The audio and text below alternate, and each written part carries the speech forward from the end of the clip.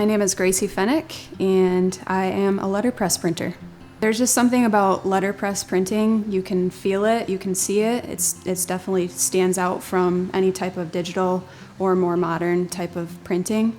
And I just thought that was so cool. I had a desk job after college for a few years that I was just feeling a little stir crazy and looking for a change. Kind of stumbled into letterpress and the machines and found one in Grand Rapids. Yeah, so it was in a retired veteran's basement for about 50 years. Ended up purchasing that and just tinkered with it for a good 6 months before I felt comfortable even selling to family and friends. And that was about 12 years ago now.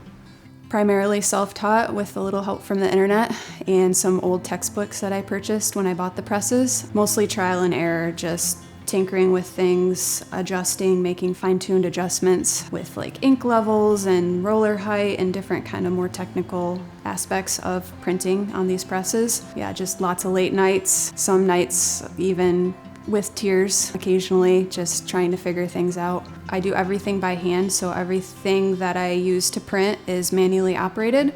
So I start with my big guillotine paper cutters, cut down my big 20 by 26 inch sheets into the size that I need them to be. And I typically cut my paper before I print. Being self-taught, I probably don't do everything by the book. I just do it the way that works for me. And so I cut my paper first typically. I'll mix my ink, which is done by hand using a formula guide. I set up my artwork, I register it on the press, then I'm ready to actually print the job itself. So each sheet is run into the press individually. It's hand-fed. The press is operated with a foot treadle. So I'm standing there on one foot all day, basically, actually keeping the press in motion. Each invitation or business card, whatever it may be, is printed individually one at a time and also printed one color at a time. So if there's multiple colors in the design, I'd have to print that first color and then clean the press off, put my second color plate on the press, put the second color on, line it all up, and then print it through a second time and so on until the job is done.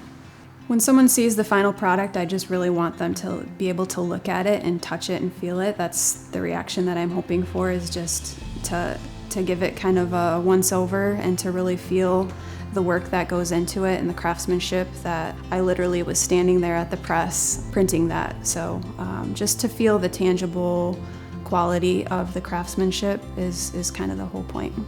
It's important to support locally owned businesses because it fuels what we do and it makes it possible. Obviously, if no one supported me, I wouldn't be able to do this at the scale that I am. So I think it's just important to show your support so that people can keep doing things like this that most people otherwise wouldn't do.